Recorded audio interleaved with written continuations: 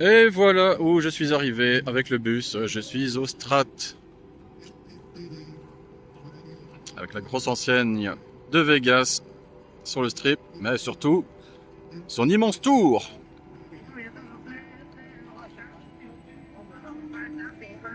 En vrai, c'est hyper impressionnant. Faut savoir qu'elle est un tout petit peu plus grande que la Tour Eiffel. Mais là, quand on est au pied, ouais, on a le vertige un peu. On a l'impression qu'elle va nous tomber dessus.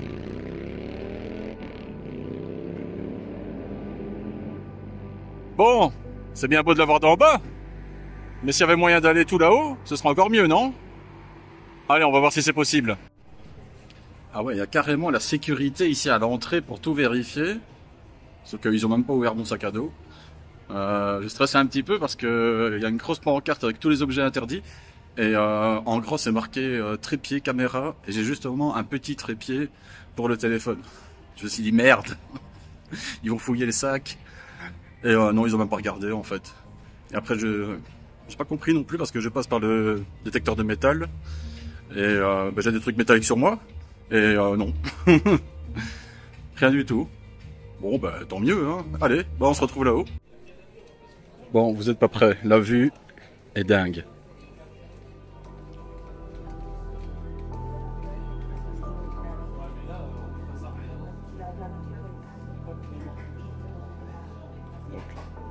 Là où il y a la tour ici, c'est Downtown, l'ancien centre-ville de Las Vegas avec les anciens casinos. Et là maintenant il y a Fremont Street, la rue qui est couverte d'un écran géant. On peut voir l'autoroute ici. Et bien évidemment, toutes les montagnes au fond. Ah, c'est impressionnant. Et je n'ai pas choisi mon heure par hasard, parce que bientôt le soleil va se coucher. Bon, ben ça a l'air assez grand, donc je vais faire le tour.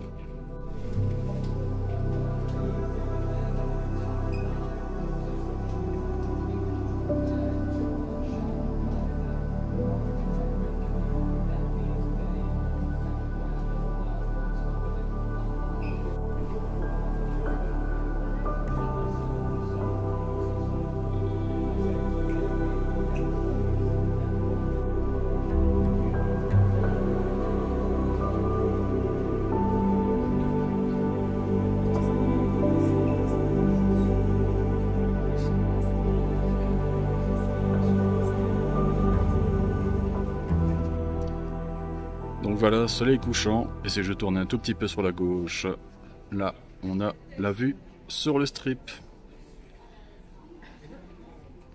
Enfin, une partie du strip. On voit le Mandalay Bay tout au fond, la sphère qui est à gauche, on voit le Caesars Palace, le Wynn, et encore le Fontainebleau, le Russell Sword, la Trump Tower. Après, derrière le Wynn, on ne sait pas voir, vu que à cet endroit-là, le strip fait une courbe. Et donc, forcément, les bâtiments sont cachés. Mais ouais, la vue est époustouflante. Ah oui, le Circus aussi, qui est juste là. Je l'avais oublié, lui.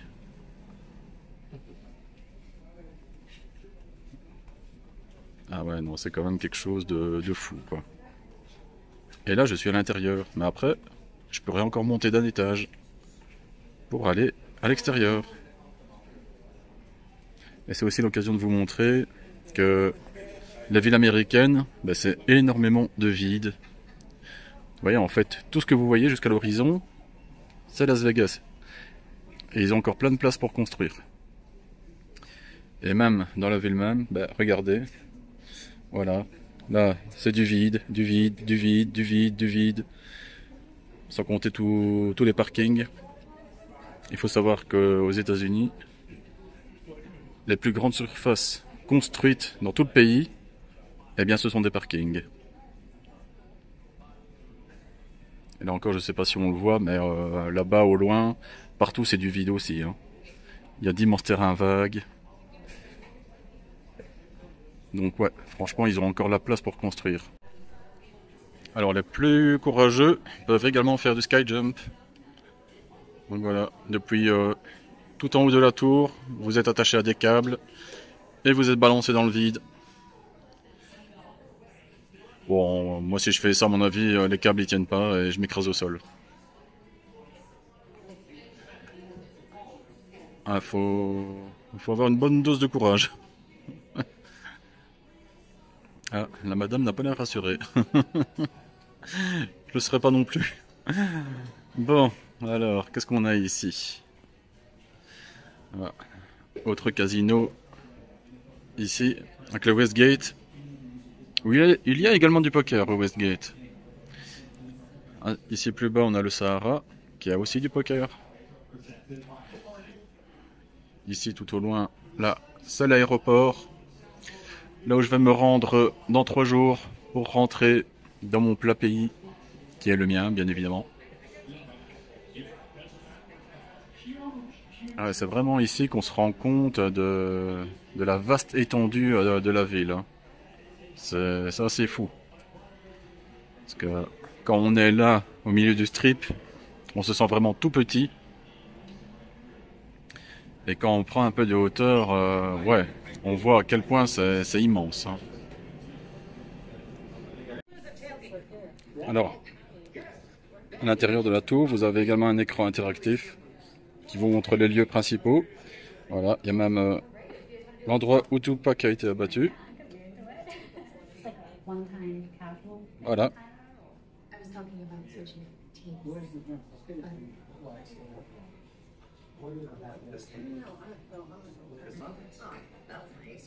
Ah ok, le Vallée de la Mort est là-bas dans le sud.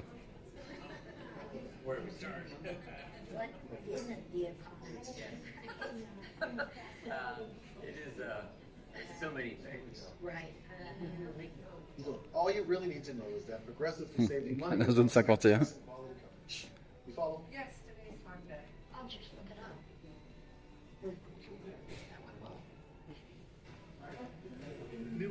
Took to the high seas for the exciting premiere.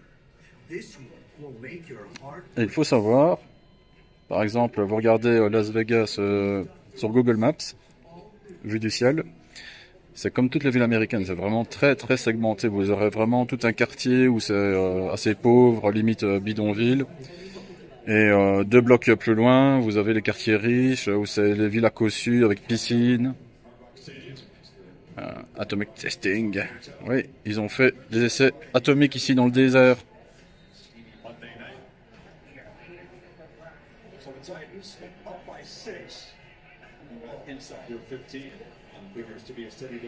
Donc comme je vous disais, ça c'est l'ancien Las Vegas, avec le plus ancien casino de tout Las Vegas, El Cortez. Voilà, qui est ouvert depuis 1941. Bon, il n'est plus comme ça, hein, il a quand même changé. Hein. Voilà, ça c'était vraiment les anciens casinos, avec des néons de partout. D'ailleurs, il y a un musée des néons. Quelqu'un qui a récupéré tous les anciens néons des vieux casinos. Le barrage Hoover, si jamais vous venez dans le coin, c'est, je crois, le plus grand barrage du monde. Et ça se visite. Par contre, si vous venez de Las Vegas, c'est toute une excursion en car et ça vous prend la journée. Je crois que c'est 2 heures de route pour aller jusque là-bas. À titre personnel, c'est pas trop le truc qui m'intéresse.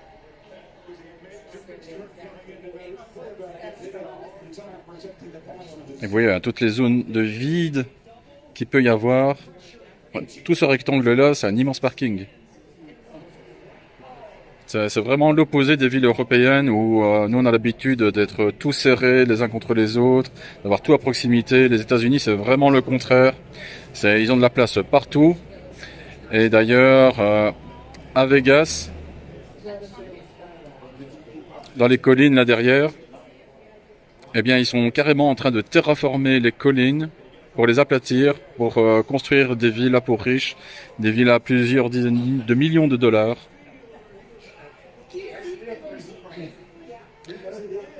Allez, ça suffit pour l'écran interactif. Je continue mon petit tour.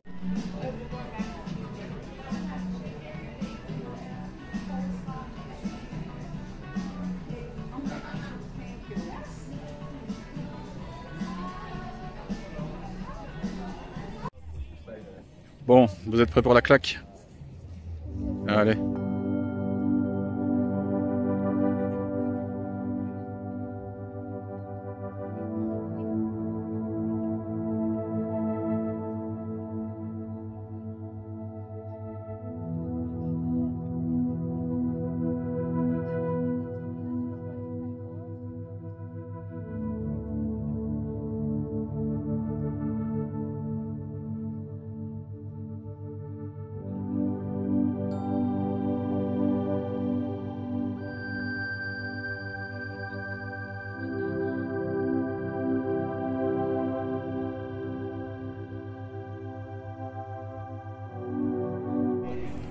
Et si jamais pour ceux qui y veulent, eh bien il y a encore une attraction tout en haut avec une nacelle qui monte et qui descend.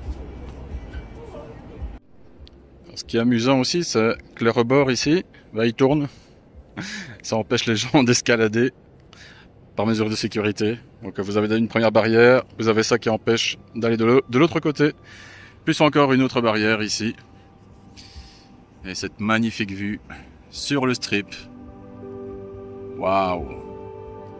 Ça, c'est quand même une vue unique au monde. On peut pas trouver ça ailleurs. Ah, je vous cache pas, c'est le pied. C'est le pied de voir ça de ses propres yeux. Que déjà en vidéo, ça doit être pas mal. Mais alors, avec les yeux, on a vraiment une vue panoramique. On voit, mais sur des dizaines de kilomètres. C'est fou, c'est fou. Oh là là là là.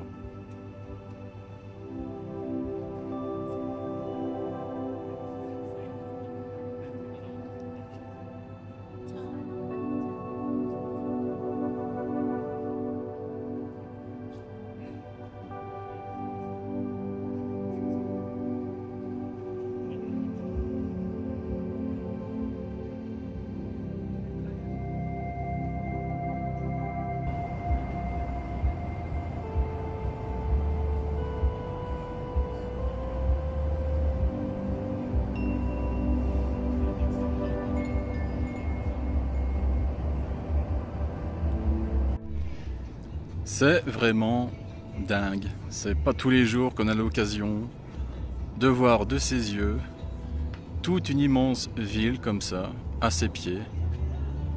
Et là, tout l'éclairage en plus qui vient de s'allumer. C'est unique. C'est vraiment dingue. Et comme je vous le disais dans une précédente vidéo, ici on réalise vraiment que tout Vegas est vraiment dans une cuvette qui est bordée de montagnes.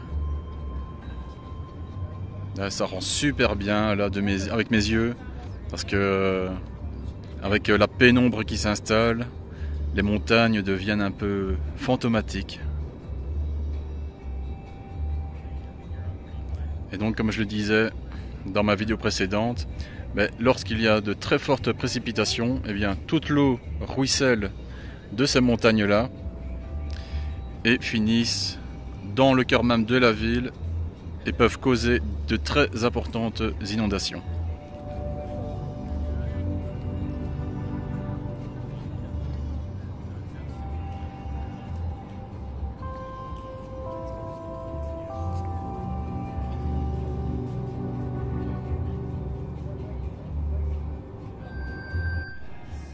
Alors je n'ai pas parlé du prix, donc en sortant du Wynn, bon, vous pouvez venir jusqu'ici à pied, mais vous en avez quand même, à mon avis, pour 30-35 minutes de marche. Donc c'est pour ça que j'ai pris le bus. Le bus, c'est 4 $ le ticket, simple. Après vous avez des formules pour 6 heures et 24 heures aussi. Le bus circule 24 heures sur 24. Pendant la nuit, il y en a un qui passe toutes les 20 minutes. Et l'accès ici à la stratosphère, j'ai payé 30 $. Alors ça peut paraître beaucoup, mais franchement ça vaut le coup. Ça vaut clairement le coup. C'est fou, j'ai plus envie de redescendre. Je suis super bien moi ici. Surtout que j'ai vraiment bien choisi mon heure, j'ai pu voir la ville 2 jours. Et ensuite au soleil couchant, et maintenant je peux l'admirer de nuit. Waouh. C'est... il n'y a pas de mots. Je vous laisse juste admirer ça.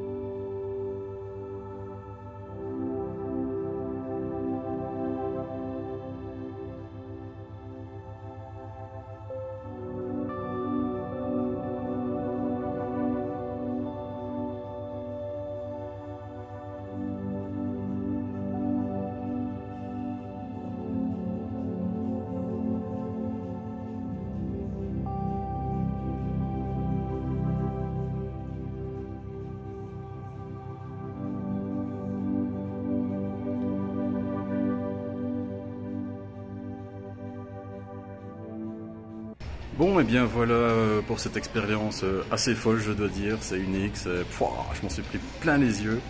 Seul petit regret, c'est... si j'avais su, j'aurais pris mon appareil photo avec. Je savais qu'ils étaient interdits et je me suis dit qu'ils allaient fouiller le sac et finalement ils l'ont pas fait. Donc, si j'avais su, bon, tant pis. L'important, c'est de l'avoir vu avec les yeux. Et c'était magnifique. C'est... waouh. Ça restera marqué dans ma mémoire, mais je suis bien content d'avoir pu prendre des photos et d'avoir pu filmer tout ça. J'espère que vous avez apprécié. Donc voilà, c'était la visite de la stratosphère à Las Vegas, avec sa vue incroyable. Et voilà, retour à l'hôtel. Je suis revenu avec le bus qui a été blindé, massacre. Oh là là. Bon, le bus, c'est pratique. Mais c'est pour rester debout, être ballotté dans tous les sens. C'est tout le temps blindé de monde. Mais bon, là, vous le voyez, j'ai mon petit souper devant moi. Parce que juste à la descente du bus, j'avais vraiment la dalle. Et en plus, il est 20h, donc je sais qu'à cette heure-ci, tout va être full de partout. Et donc, j'ai fait le petit détour par le Panda Express. Et franchement, je suis content parce que là, j'ai de la quantité. Ça tombe bien parce que j'ai très faim. Donc, j'ai pris le riz, poulet teriyaki et les crevettes au miel. Et voilà. Et tout ça pour 13,89 $. Et ouais, c'est pas cher. Surtout à Vegas, où le moindre plat vous coûte facilement 35, 40, 50 $. 13,89 $. C'est pour ça que voilà. Comme je vous l'avais déjà dit, en cas de petite faim, le Panda Express, ça reste une valeur sûre. Allez, et bien sur ce, je vais manger et moi je sais pas ce que je vais faire après. Parce que c'est vrai qu'il est encore assez tôt, mais voilà, j'ai eu un peu ma dose de poker. Bon, je dis ça et peut-être que dans 2 heures, je suis hors chou ou au win. Vous verrez bien. Allez, à tantôt. Bon, voilà, après avoir mangé, je me suis posé une petite heure dans le lit, tranquille, avec la tablette. J'ai pu chiller sur YouTube. Ça fait du bien. Ça fait du bien, le silence. Parce que ça, moi j'aime bien le calme. Alors Vegas, le bruit, tout le temps le bruit. Là je respire un peu. Voilà. Mais il n'est que 22 heures. Donc, c'est beaucoup trop tôt pour aller dormir. Alors qu'est-ce qu'on fait à 22 heures? On va jouer au poker. On va au hors-chou. Eh ouais, allez, on y va, go! Voilà, je suis au hors-chou, je suis pile poil devant la poker room. Je suis le prochain sur la liste. Alors, vous serez peut-être surpris de me voir au hors-chou, alors que j'arrête pas de dire que les vieux papis du hors-chou, bof. Mais c'est juste que j'avais la flemme de me taper jusqu'au win, voilà. J'ai beaucoup marché aujourd'hui. J'arrive tout doucement sur la fin de mon séjour aussi, donc la fatigue des jours précédents se fait ressentir également. Et de plus, voilà, j'ai envie juste d'avoir une petite session poker tranquille, sans prise de tête. Et vu que le niveau est beaucoup plus relevé au win, ça m'aurait demandé plus d'efforts, d'être beaucoup plus focus. Voilà, ici j'ai juste envie de taper de la carte, en mode, voilà, tranquillou, pas de prise de tête. Je gagne, c'est bien, je perds, c'est pas grave. Et dernier point, c'est que il y a demain ou après-demain, j'aimerais bien me lever plus tôt pour vous faire un peu découvrir le sud du strip, que je ne vous ai pas encore montré. Ou peut-être de loin, furtivement, quand je suis allé à l'arrière. Donc, voilà. La petite session tranquillou, au hors-chou. Je vais bientôt être appelé aux tables. Et je vous ferai le point juste après. Bon, ben, ça aurait pu commencer plus mal. Encore 15-20 minutes, je suis à plus 110. Donc voilà. Pour une fois, j'ai du jeu, tout se passe bien. J'ai eu une belle paire d'as qui est devenue un brelan. Alors je pensais pas du tout prendre de la value parce que c'était As 2-3. Mais pas de même couleur. Donc, et pourtant le gars m'a payé une fois au flop. Bon, par contre la turn il a quand même give up. Mais ça m'avait déjà fait plus 60. Ensuite j'ai une paire de 7. Pareil, brelan. Et là je viens encore de gagner un beau petit coup avec double paire 7-8. Donc, ben, allez, pourvu que ça dure. C'est bon, ça. Bon, le tapis a un peu fondu, là. Je suis plus qu'à plus 10. Donc, 100 euros, 100 euros. Ça y est, je suis fatigué. 100 $ de moins. J'ai un Français qui est venu s'installer à table, là. Il est en train de tout raser. Il joue tous les coups. Il paye tout. Et il touche tout. Voilà, c'est pas compliqué. Il a éclaté un gars et il avait paire de roi, l'autre il avait touché brelan de 9 et lui il retouche brelan de roi après. Et moi ici je me suis un peu empalé contre lui, j'ai reçu as roi et le board c'était 2, 3, 2, 5 sur la turn et c'était lui le premier de parole et à chaque fois il m'envoyait 25, 25, 25. Sauf que moi, je joue tous les as, tous les rois, tous les 4 pour la quinte. Et malheureusement, j'ai rien touché. Donc c'est comme ça que mon tapis a fondu.